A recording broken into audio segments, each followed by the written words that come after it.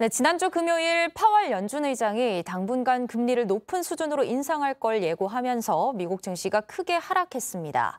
우리 증시는 이번 주에 본격적으로 그 영향을 받을 것 같은데요. 권혁준 경제평론가와 함께 증시 상황 살펴보겠습니다. 네, 평론가님 안녕하세요. 네, 안녕하십니까. 네, 지난주 글로벌 경제에 관심이 모두 이 파월 의장의 발언에 쏠렸었는데 네. 생각보다 충격이 컸습니다. 네. 검은 금요일이라는 말이 나올 정도로 크게 폭락을 했어요. 네. 그 주식시장에서 가장 예민하게 받아들인 부분이 뭐였을까요?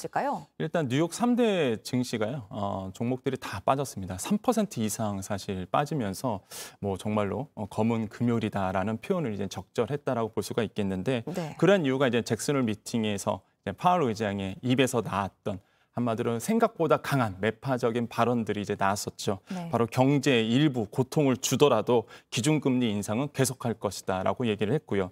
조기 정책 완화는 없다라고 못을 박았습니다. 그래서 시장에서는 이 예상을 어떻게 했었냐면 내년 상반기나 하반기쯤에 금리 인하가 좀 일어나지 않을까 이렇게 좀 예상을 했는데 보기 좋게 빗나갔어요. 그러다 보니까 시장에서는 이게 아니네. 생각보다 더 매파적이네라고 생각을 하면서 이젠 시장을 크게 충격을 줬습니다. 특히 기술주 중심으로 많이 빠지면서 3% 이상씩 다 하락을 했다라고 말씀을 드리겠습니다. 예상과는 다른 상황에 지금 크게 하락을 한 것 같습니다. 네.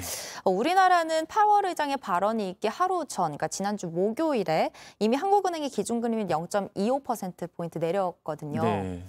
올렸습니다. 네네. 인상을 했거든요. 그런데 앞으로 미국이 기준금리를 계속 이제 인상을 하면 우리도 계속 금리를 올릴 가능성이 높은 거겠죠? 그럼요. 이제는 미국을 눈치를 안 볼 수가 없는데 사실 이제 잭슨홀 미팅에 참석한 이창용 한은 총재가 이런 얘기를 했습니다.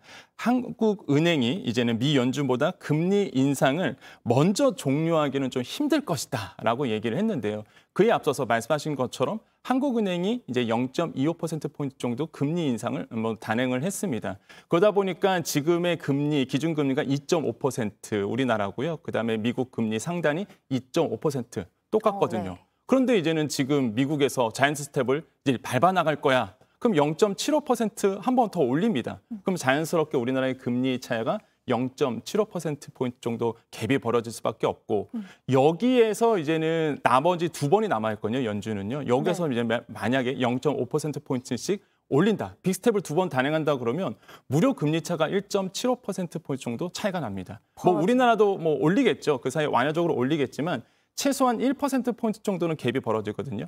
그럼 자연스럽게 이제는 외국인 자금들이 우리나라에서 빠져나갈 수밖에 없겠죠.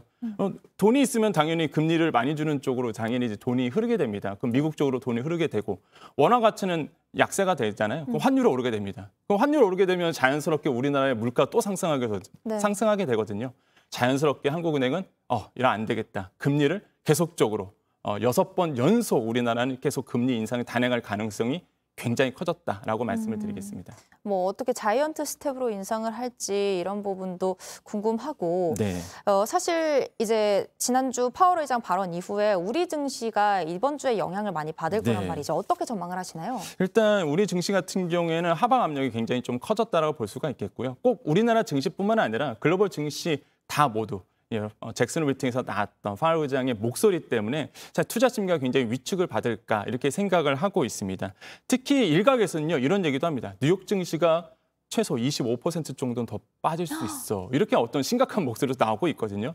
그러다 보니까 아무래도 파월 의장의 이 목소리가 굉장히 그 증시에 악영향을 줄 것으로 보고 있고 이미 뉴욕 시장은 영향을 미쳤고 우리나라에도 아마 이번 주부터 계속적으로 영향을 미칠 것이다. 이런 점에서 봤을 때 투자 심리가 계속적으로 악화될 가능성은 굉장히 높다라고 말씀을 드립니다. 네, 그렇군요. 근데 최근에 원달러 환율이 또 크게 올랐잖아요. 네. 그런데도 불구하고 이외로 외국인들이 뭐 우리 시장을 빠져나가지 않고 주식을 많이 샀다고 합니다. 네. 이건 왜 그런가요? 일단 환율이 고공 상태인데도 불구하고 외국인들이 오히려 이제 나가지 않고 매수를 했거든요. 그게 무려 한 3조 2천억 원 정도가 돼요. 근데 그중에서 관심 있는 종목들이 있습니다. 바로 태조 이방원 종목들이었거든요. 혹시 태조 이방원 들어보셨나요? 태양광, 네. 조선 맞습니다. 뭘까요? 태조 이방원 주식은 태양광, 조선, 2차 전지, 방산, 원전을 이야기를 하는데요. 이 5종목의 외국인들이 많은 관심을 가졌습니다. 근데 공통점이 있어요.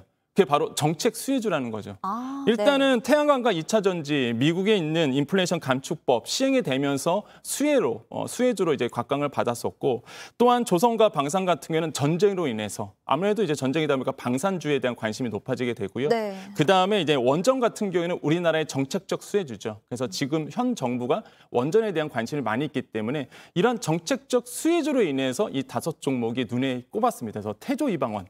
그래서 외국인들이 이 5종목을 굉장히 많은 인수를 하고 있고 8월 들어와서 이제 개인 투자자들도 많이 이제 관심을 갖게 됐거든요. 그래서 앞으로도 아마 이러한 종목들 중심으로 정책 수혜주 중심으로 관심이 많이 가져질 것이다 이렇게 보고 있습니다. 그러니까 고금리의 증시가 좀 휘청거리긴 하는데 이제 뭐 이런 태조 이방원 관련주와 같은 경우에는 좀 상승 분위기를 타고 있는 거네요. 네, 맞습니다. 네, 오늘 말씀 감사합니다. 지금까지 권혁준 경제평론가였습니다.